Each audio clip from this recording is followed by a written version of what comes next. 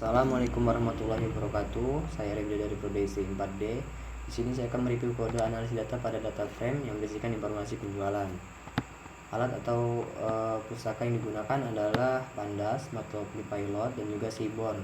Pandas digunakan untuk manipulasi data, Matplotlib Pilot untuk membuat grafik, dan Seaborn untuk meningkatkan visualisasi grafis. Selanjutnya kode DF CSP yang berisikan data 2 CSP, yaitu membaca file CSP bernama data 2 CSP dan membuatnya ke dalam variabel DF sebagai data frame yang merupakan struktur data tabular untuk analisis dan manipulasi dengan data Pandas. DF head, perintah DF head digunakan untuk menampilkan 5 baris pertama dari data frame DF. Ini berguna untuk melihat gambaran awal dari dataset termasuk struktur data dan contoh data di tiap kolom. Selanjutnya yaitu DF info, yaitu menampilkan ringkasan data frame termasuk jumlah baris, kolom, tipe data kolom, jumlah nilai non-nul atau tidak kosong, serta penggunaan memori. Ini berguna untuk memahami struktur data, tipe kolom, dan juga mengidentifikasi nilai yang hilang. Perintah DF total penjualan max yang digunakan untuk mencari nilai maksimum dari kolom total penjualan. Dalam frame DF ini akan menggambarkan nilai tertinggi yang ada di dalam kolom tersebut, yang biasanya digunakan untuk analisis data seperti mencari penjualan tertinggi. Selanjutnya yaitu DF total penjualan min yang digunakan untuk mencari nilai minimum dari kolom total penjualan dalam data frame DF. Ini akan mengambilkan nilai terendah di kolom tersebut, membantu mengidentifikasi penjualan terkecil dalam dataset. Selanjutnya yaitu DF kode produk value counts yang digunakan untuk menghitung frekuensi atau jumlah kemunculan setiap nilai unik dalam kolom kode produk.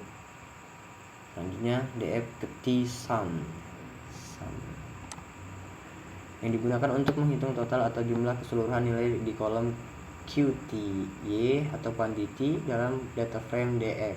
Ini akan menjumlahkan semua nilai kolom tersebut, misalnya untuk mengetahui total kuantitas barang yang terjual. Selanjutnya DF di dalam penjualan bersih sum digunakan untuk menghitung total keseluruhan dari kolom penjualan bersih dalam data frame DF. Ini menjumlahkan semua nilai kolom tersebut, membantu mengetahui total pendapatan bersih dan penjualan dalam dataset. Selanjutnya itu ini grafiknya yang menampilkan hubungan antara tanggal dan total penjualan dari data frame DF. Ukuran grafik diatur dengan HEC 5 dan hasilnya ditampilkan dengan menggunakan plt.sol. Ini yang selanjutnya,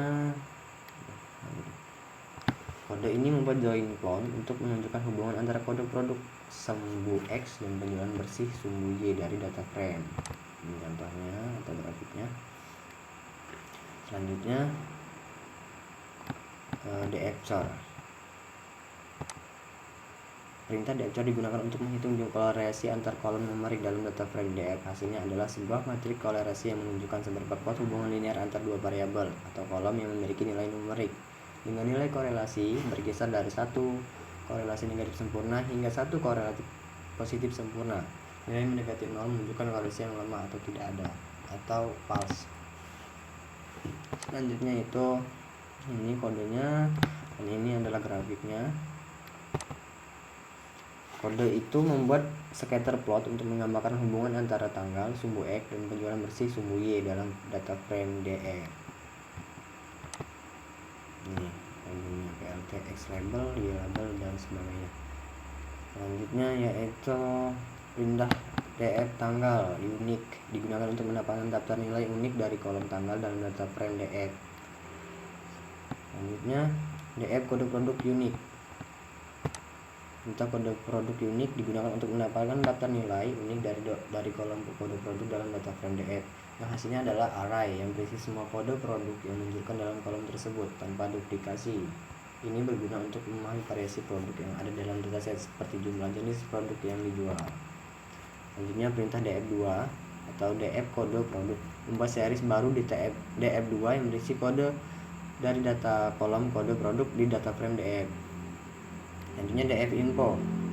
Ini adalah info dari datasetnya. Kode itu memberi perintah df info, memberikan ringkasan data frame df termasuk jumlah, total baris dan kolom, tipe data setiap kolom, jumlah nilai 00 atau tidak kosong, serta penggunaan memori. Ini guna untuk memahami struktur dan kualitas data frame df. Selanjutnya itu df3 sama dengan atau assignment df harga satuan.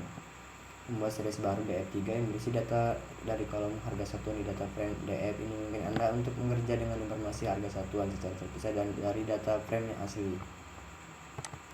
Selanjutnya df3 plot. Ini grafiknya, yaitu perintah df3 plot digunakan untuk membuat visualisasi grafik dari series df3 yang berisi dari data kolom harga satuan. Secara default, ini akan menghasilkan grafik garis yang menunjukkan perubahan harga satuan seiring indeks atau urutan dalam data atau pengulangan ya. Df head plot bar. Ini grafiknya. Perintah df head plot bar digunakan untuk membuat grafik batang dari 5 baris pertama dari data frame df. Selanjutnya ini adalah grafiknya. Kode itu membuat grafik batang untuk menampilkan total penjualan berdasarkan kode produk. Selanjutnya df info. Perintah df info memberikan ringkasan mengenai data frame df. Ini guna untuk memahami struktur data dan mengidentifikasi kolom dengan nilai yang hilang. Selanjutnya df head. Ini hasil dari analisis datanya. Perintah df head digunakan untuk menampilkan 5 baris pertama dari data frame df. Ini memberikan gambaran awal tentang isi dan struktur data termasuk nama, kolom, dan tipe data. Selanjutnya sini ada plt figure dan seterusnya, dan ini adalah grafiknya. Kode ini membuat grafik batang untuk menampilkan penjualan bersih berdasarkan tanggal. Hasilnya adalah visualisasi yang menunjukkan total penjualan bersih untuk setiap tanggal, memudahkan analisis tren penjualan dari waktu ke waktu. Namun jika tanggal memiliki banyak nilai unik, tampilan grafik mungkin menjadi tidak jelas. Dan ini adalah selanjutnya, dan baru diberi grafik. Oke, ini penjelasannya nih. Kode yang di bawah adalah membuat grafik batang untuk menampilkan kuantitas berdasarkan tanggal. Berikut penjelasan singkatnya.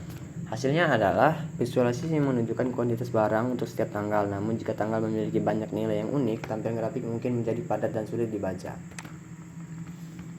Baiklah, sekian yang bisa dapat saya presentasikan. Bila ada kesalahan kata, saya mohon maaf.